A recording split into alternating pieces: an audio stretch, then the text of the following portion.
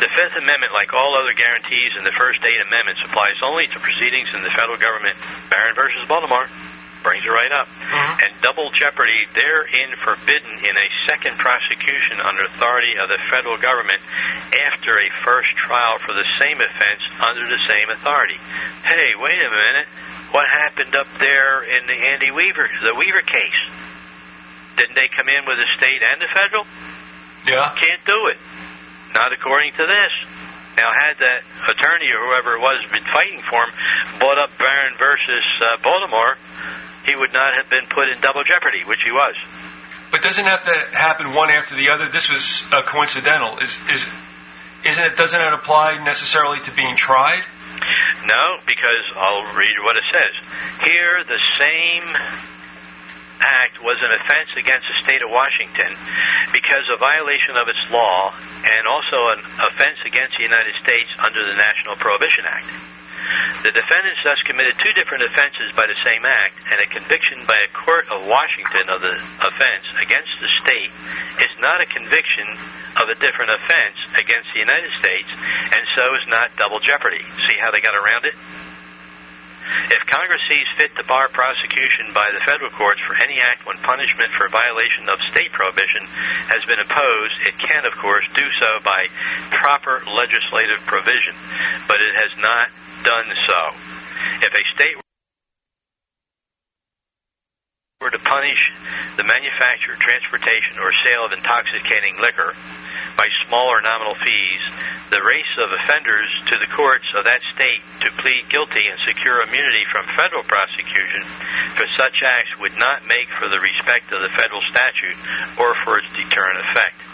But it is not for us to discuss the wisdom of legislation. See, they don't want to get involved with that. Right. It is enough for us to hold that, in the absence of special provision by Congress, conviction and punishment in a state court under a state law for making, transporting, and selling intoxicating liquors is not a bar to a prosecution in the court of the United States under federal law for the same act. Judgment reversed. But let's go back. I mean, because there's something I noticed, and I'd like you not to leave this too soon. Okay. It said, if a state were to punish the manufacture, transportation, and sale of intoxicating liquor by smaller nominal fines, the race of offenders to the courts of that state to plead guilty and secure immunity from federal prosecution for such acts would not make for respect of the federal statute. Right. Now, would you break that down for us? In other words, what I'm thinking is if somebody's committing an offense that would necessarily bring it, I'm assuming, from one state to another, they'll plead, take the rap from the state, and look at the federal government and say, I already paid the price. Right. Right. That's basically what it says. But here's the kick. All right? All right. Here's the kick. This case was in 1922. Obviously during Prohibition. Yeah. And it was also before the War Powers Act was declared that made every state a territory of the United States. Now, let me just stop you there. The War Powers Act making every state a territory? Yep. Is that any different than what we've spoken about when Washington made them all districts? No, that was different. All right, can you tell us why that's different? Okay. Under the War Powers, that was...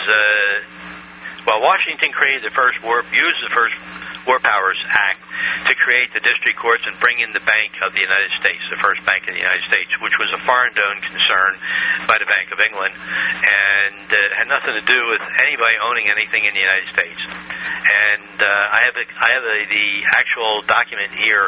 I can't put my hands on it because it's out in the garage. That says that Justice John Marshall owned 7,800 and some odd shares of the bank as a foreign investor. Oh, wait a minute. Everybody would say, ain't that the Bank of the United States? Yeah. Uh-huh. Well, if I set up a bank in France, I could call it the First Bank of France, huh? But it isn't nothing to do with France. It has everything to do with me. Well, that's what happened. Is the First Bank of the United States was set up by the Exchequer or the Crown or, a.k.a., the Bank of England. All right, now the Crown, once again, let's just focus on that. It's been a while since... Yeah, the Crown is not, like everybody believes when you talk about the Crown, the King or Queen of England.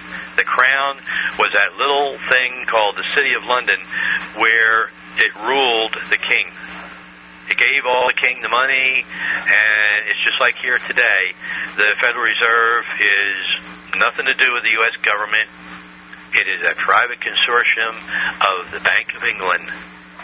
So using the United States name in a bank charter, they could have named it the Bank of Mongolia. Oh, yeah, it's just like United States Van Line, or United Van Line, or anything that has the United States in it. Doesn't necessarily mean it's the United States. And obviously, the Federal Reserve, by throwing in the word federal, right, made us all believe, and that's one of the greatest canards there is today in this country. Oh, yeah. Yeah. That even bankers, though, bankers don't even know that the Federal Reserve is a private bank, got nothing to do with the government. I know.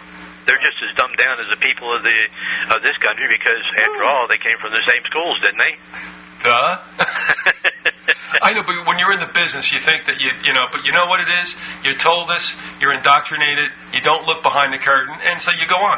Right, like the Wizard of Oz. Well, that's like when my mother was paying everything in U.S. coin here, and for property taxes and so on and so forth, and they wouldn't accept the U.S. coin. And I went down with her, and I explained everything to the commissioner down there in the tax bureau. And he said to my mother, God is my witness, he says, well, the banks run this country, don't you? Well, good for him. Yeah, so he knew. But, this guy was an old-timer. This guy was about 72 years old. So he grew up knowing what was going on. Well, let me ask you this. I mean, could you divine from his attitude that he was pompous about it, or that he was saying, isn't this a bitch? That's basically what he was saying. Okay. To my mom. The latter. Coming out with the words like that. But okay. Anyway, he walked over to the clerk and he says, you will accept these coin as payment for the tax. Jeez. And she had to count it all out. It was all wrapped up. I said, hey, why don't you weigh one, open it up.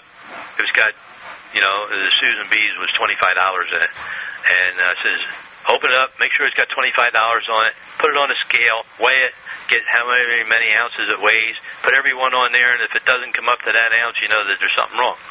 No, she had to break every one of them and count $890 out by hand. That's what she didn't want to do.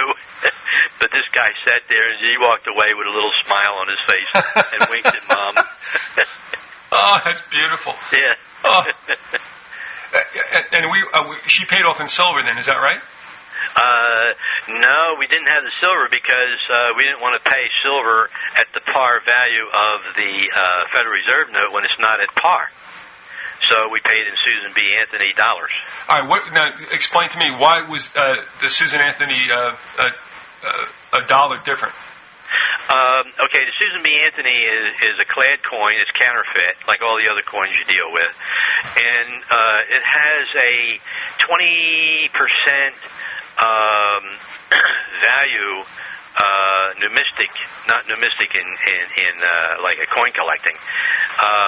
There's a term, it just slipped my mind as fast as it came in and went out. But there's a term for it that they use, that they have too much tied up into it to eliminate that coin. All right, so that coin was magic a little bit, huh? It's $1, and it's a hard coin, and it's U.S. currency. It's classed as U.S. currency, and they have to accept it. Well, then, but what we're saying is that I wouldn't take a silver dollar in, because a silver dollar today is worth $13.72. In other words, that's how much the Federal Reserve note has been devalued. Right. And today, 4 years ago, you could buy 1 ounce of silver, or a silver dollar. It's really $1 of silver, for $4.60, which was still above par, which meant that if it was at par, like when I first started working, I got paid in silver coin. Everybody got paid in silver coin. That's all there was. There was no clad coin. So I used to collect coins, so I would take my $57 paycheck a week and go down to the bank and cash it all in silver coin. And I had $1 to spend. So if I wanted to get dimes, I could save 10 dimes and so many quarters, 4 quarters, and 2 50-cent pieces, or a silver dollar. And that's how I started my coin collection. And I would take, if I wanted to get some more coin, I'd take $1 in, hand him $1, and get $1's worth of coin, silver. I'd take $1 in and get a silver dollar. That's at par. That's how it should be. But then they started playing with money, and they started devaluing the Federal Reserve note. I went in one time, and the woman said that'd be $1.50. I said, $1.50? I said, I'm giving you $1. I want another $1, like I always did. She says, well, you got to give me $1.50